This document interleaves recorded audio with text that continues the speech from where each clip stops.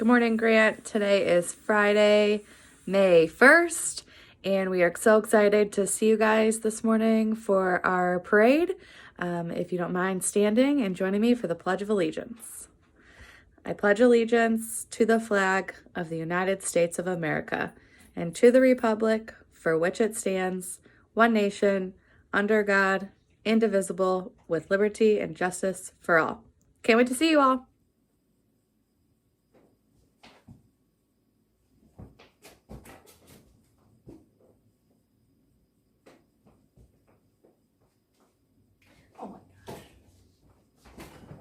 Grant Elementary, is that you?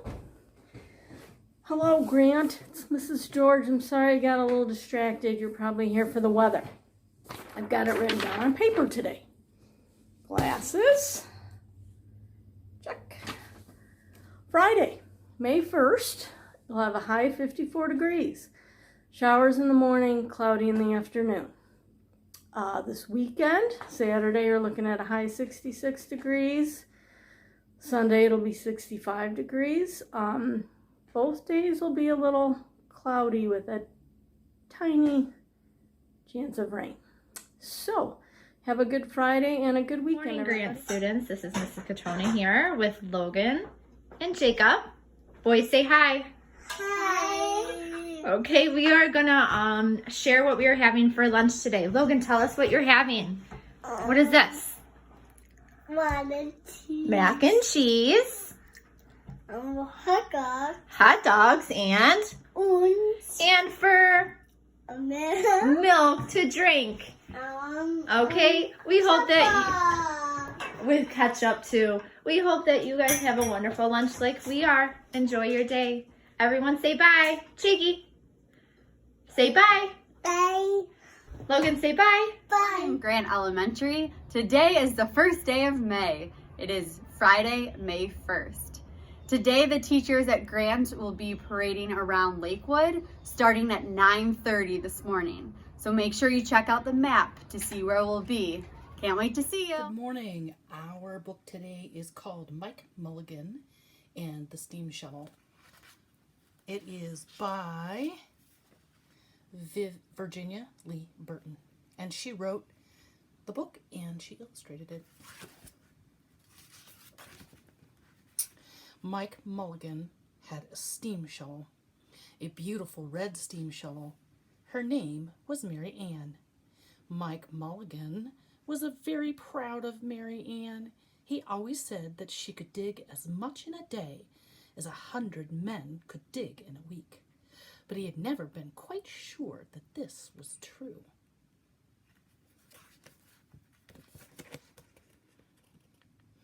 Mike Mulligan and Mary Ann had been digging together for years and years. Mike Mulligan took such good care of Mary Ann, she never grew old.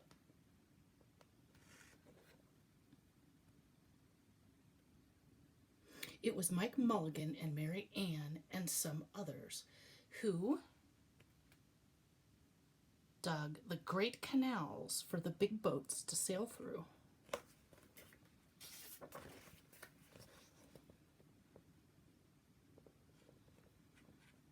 It was Mike Mulligan and Mary Ann and others who cut through the high mountains so that the trains could go through.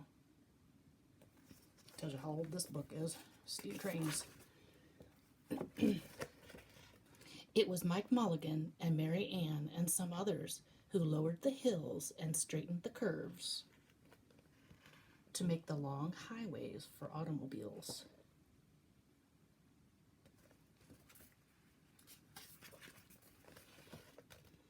It was Mike Mulligan and Mary Ann and some others who smoothed out the ground and filled in the holes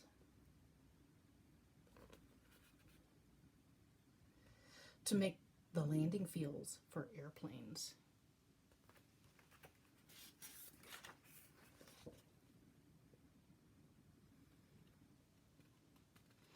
And it was Mike Mulligan and Mary Ann and some others who dug the deep holes for the cellars of the tall skyscrapers in the big cities.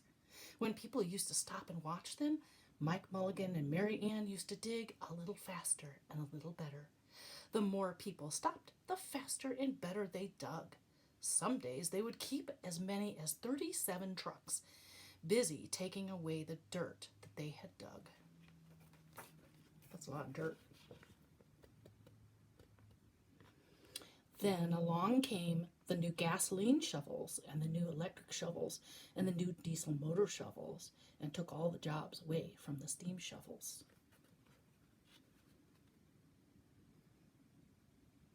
Mike Mulligan and Mary Ann were very sad. Look, she's crying tears.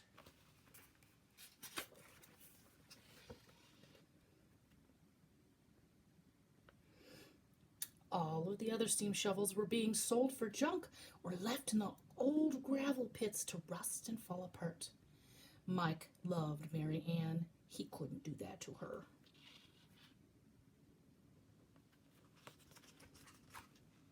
He had taken such good care of her that she could still dig as many in a day as 100 men could dig in a week. At least he thought she could, but he wasn't quite sure. Everywhere they went, the new gas shovels and the new electric shovels and the new diesel motor shovels had all the jobs. Nobody wanted Mike Mulligan and Mary Ann anymore.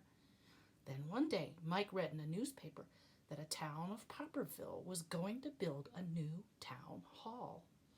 "We are going to dig the cellar of that town hall," said Mike to Mary Ann, and off they started.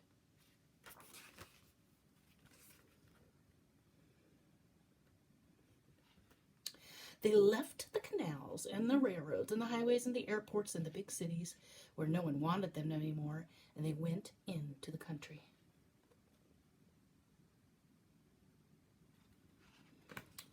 They crawled along slowly up hills and down hills, and they came to the little town of Popperville. Oh, lots of text. Here's our picture. When they got there, they found that the selectmen were just deciding who should dig the cellar for the new town hall. Mike Mulligan spoke to Henry B. Swap, one of the selectmen. "I heard," he said, "that you are going to build a new town hall. Mary Ann and I will dig the cellar for you in just one day." "What?" said Henry B. Swap. "Dig a cellar in a day? It would take 100 men at least a week to dig the cellar out for our new town hall." "Sure," said Mike, "but Mary Ann can dig as much in a day as 100 men can dig in a week." Though he'd never been quite sure that this was true, then he added, "If we can't do it, you won't have to pay." Henry B. Swap thought that this would be an easy way to get part of the cellar dug out for nothing. So he smiled in a rather mean way and gave the job of digging the cellar to the new town hall to Mike Mulligan and Mary Ann.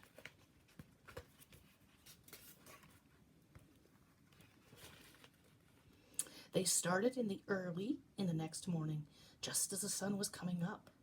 Soon the little boy came along. "Do you think you'll finish by sundown?" he said to Mike Mulligan. "Sure," said Mike, "if you stay and watch us. We always work faster and better when someone is watching us." And so the little boy stayed to watch. Here's our little boy down here with this doggo. And there they are, just starting out. Then Mrs. McGillicuddy, Henry B. Swap, and the town constable came over to see what was happening, and they stayed to watch. Mike Mulligan and Mary Ann dug a little faster and a little better.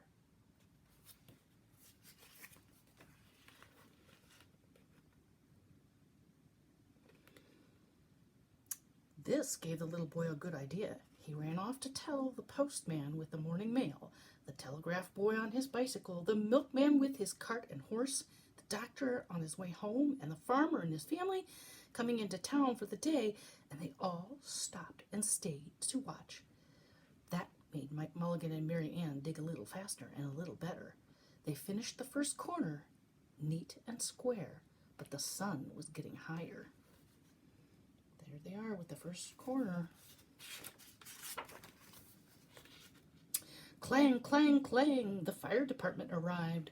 They'd seen the smoke and thought there was a fire. Then the little boy said, "Why don't you stay and watch?" so the fire department of Popperville stayed to watch Mike Mulligan and Mary Ann. And when they heard the fire engine, the children in the school across the street couldn't keep their eyes on their lessons. The teacher called a long recess, and the whole school came out to watch. That made Mike Mulligan and Mary Ann dig still faster and still better.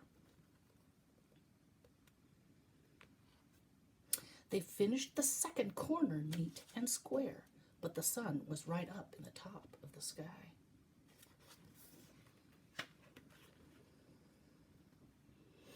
Now the girl who answered the telephone called up the next town of Bangerville and Bopperville and Kipperville and Copperville and told them what was happening in Popperville.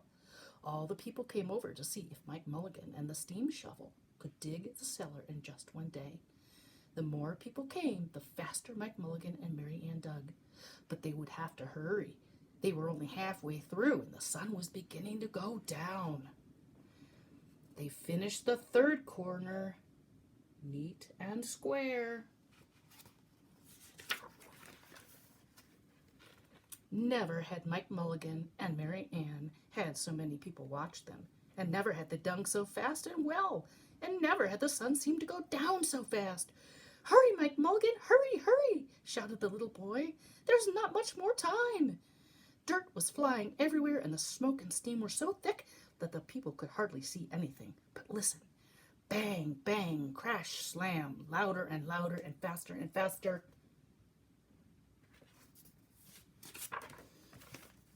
Then suddenly it was quiet.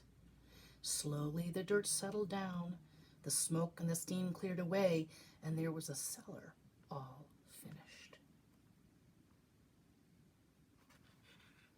4 corners, neat and square, 4 walls straight down, and Mike Mulligan and Mary Ann at the bottom, and the sun was just going down behind the hill.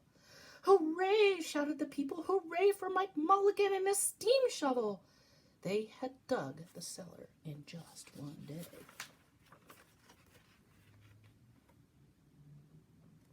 Suddenly, the little boy said, "How are they going to get out?" "That's right," said Mrs. McGillicuddy to Henry B. Swap. "How is he going to get that steam shovel out?" Henry B. Swap didn't answer, but smiled in a rather mean way. Then everyone said, "How are they going to get out?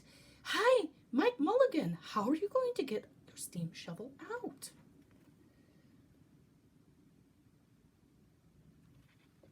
Mike Mulligan looked around the 4 square walls and 4 corners, and he said, "We've dug so fast and we've dug so well that we've quite forgotten to leave a way out." Nothing like this had ever happened to Mike Mulligan and Mary Ann before, and they didn't know what to do. There's a conundrum. Here's all our folks talking about it. Nothing like this had ever happened before in Popperville. Everyone started talking at once, and everybody had a different idea, and everybody thought that his idea was the best. They talked and they talked and they argued and they fought till they were all worn out, and still no one knew how to get Mike Mulligan and Mary Ann out of the cellar they had dug. Then Henry B. Swap said, "The job isn't finished because Mary Ann isn't out of the cellar, so Mike Mulligan won't get paid." And he smiled again in a rather mean way. Now, the little boy, who had been keeping very quiet, had another good idea. He said, "Why couldn't we leave Mary Ann in the cellar and build the new town hall above her? Let her be the furnace for the new town hall, and let Mike Mulligan be the janitor. Then you wouldn't have to buy a new furnace, and we could pay Mike Mulligan for digging the cellar in just one day."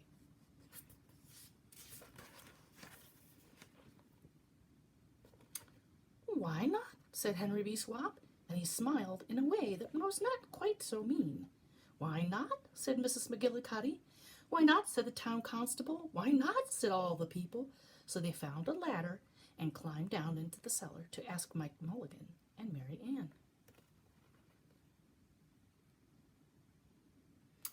"Why not?" said Mike Mulligan. And so it was decided, and everyone was happy.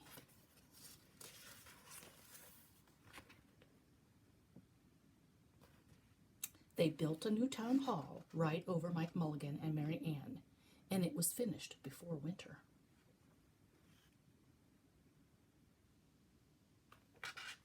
Every day the little boy goes over to see Mike Mulligan and Mary Ann, and Mrs. McGillicuddy takes him a nice hot apple pies. As for Henry B. Swap, he spends most of his time in the cellar of the new town hall, listening to the stories that Mike Mulligan has to tell, and smiling in a way that isn't mean at all.